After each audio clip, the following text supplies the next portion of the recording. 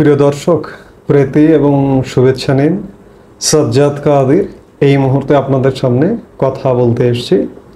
আপনি বীর মুক্তিযোদ্ধা, আপনার জন্য এখনকার বাংলাদেশ নয়, এই প্রসঙ্গটি নিয়ে আমি আপনাদের সামনে কথা বলবো।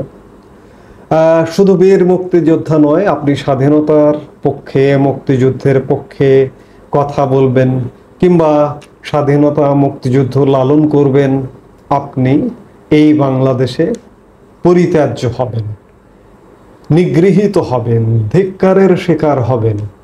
এই যে আপনারা সম্প্রতি দেখছেন যে শাহবাগ আন্দোলন নিয়ে, সেই শাহবাগ আন্দোলনের সাথে যারা যুক্ত ছিল নেতৃত্ব পর্যায়ে, তাদের নামে মামলা করা হয়েছে, তাদেরকে গ্রেপ্তার করবার দাবি উঠছে।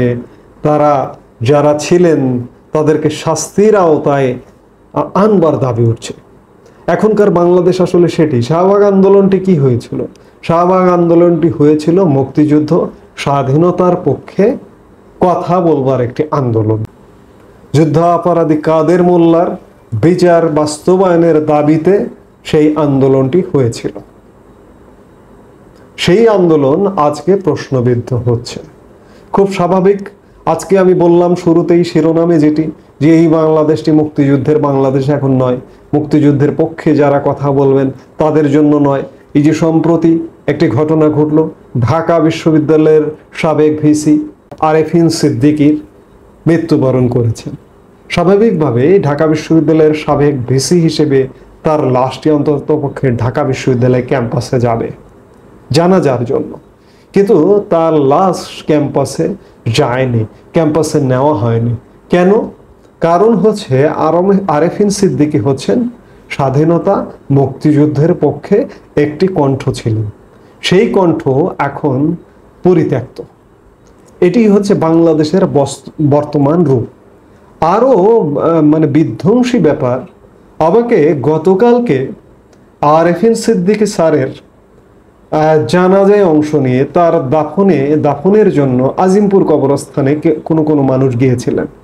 সেখানে মুক্তিযোদ্ধার কবরের চিত্র আমাকে পাঠালেন, সচিত্র যে ছবি পাঠিয়েছেন, আপনাদের আমি ছবিও দেখাচ্ছি, যে মুক্তিযোদ্ধাদের তো সরাসরি অবমাননা করা হচ্ছেই, এমনকি মুক্তিযোদ্ধাদের কবরও রক্ষা পাচ্ছে না।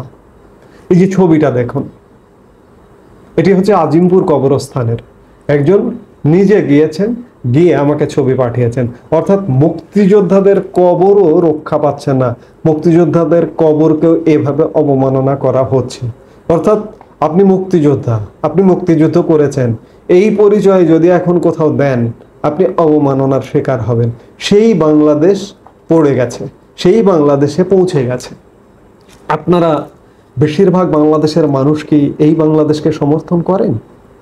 যদি সমর্থন না করেন, তাহলে এই বাংলাদেশ নিশ্চয়ই আপনাদের পরিবর্তন কাম্য, আপনারা পরিবর্তন প্রত্যাশী। আজকে মুক্তিযুদ্ধ বিরুদ্ধ বা মুক্তিযুদ্ধের বিরোধী নাম দিয়ে যে তাণ্ডব চলছে, যে কর্মকাণ্ড চলছে, সেগুলোকে মেনে নেওয়া যায়? এই যে আমি কথা বলছি, আমাকেও হয়তো কেউ এসে কমেন্ট অপশনে গালি দেবেন, তবে খুব আশার কথা যে আমার এখানে যারা কমেন্ট করেন বা যেসব দর্শক আছেন, অত্যন্ত ভদ্র, অত্যন্ত শ্রদ্ধার, অত্যন্ত সম্মানের। আমি আপনাদের শ্রদ্ধা করি, সম্মান করি। কটূক্তি আপনারাও দেখবেন আমার প্রত্যেকটি ভিডিওতে কটূক্তি নেই বললেই চলে, কিন্তু আমি অনেকের দেখেছি, অনেকের ভিডিওতে গিয়ে, অনেকের সোশ্যাল মিডিয়ার পোস্টে গিয়ে নানা রকম কটূক্তি করেন। আমি জানি না কেন কটূক্তি এখানে করেন না। এজন্য আপনাদের প্রতি কৃতজ্ঞ। আমি যেন আজীবন আপনাদের কাছে এভাবেই থাকতে পারি, যে আপনারা দয়া করে কটূক্তি করবেন না। আর কটূক্তি করে আপনি তো পার পাবেন না। আপনি একবার কটূক্তি কটূক্তি করলেন, কিন্তু আপনি আজীবনের জন্য এই চ্যানেল থেকে আপনি ব্লক হয়ে যাবেন। আপনি কখনোই আর কখনো কমেন্ট করতে পারবেন না। দেখতে পারবেন, চ্যানেলটা দেখতে পারবেন, কিন্তু কখনো কমেন্ট করতে পারবেন না। তো সেই জায়গায় আমার এখানে কোনো কটূক্তি আসে না। আমি যেটি বলছিলাম, যে মুক্তিযুদ্ধের মাধ্যমে অর্জিত যে বাংলাদেশে মুক্তিযোদ্ধাদেরকে জাতির শ্রেষ্ঠ সন্তান হিসেবে গণ্য করা হয়। আমরা খুব ছোট্টবেলা থেকে দেখে আসছি যে মুক্তিযোদ্ধারা জাতির শ্রেষ্ঠ সন্তান।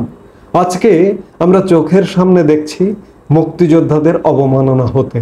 আজকে চোখের সামনে দেখছি মুক্তিযোদ্ধাদের কবর পর্যন্ত অবমাননা করা হচ্ছে।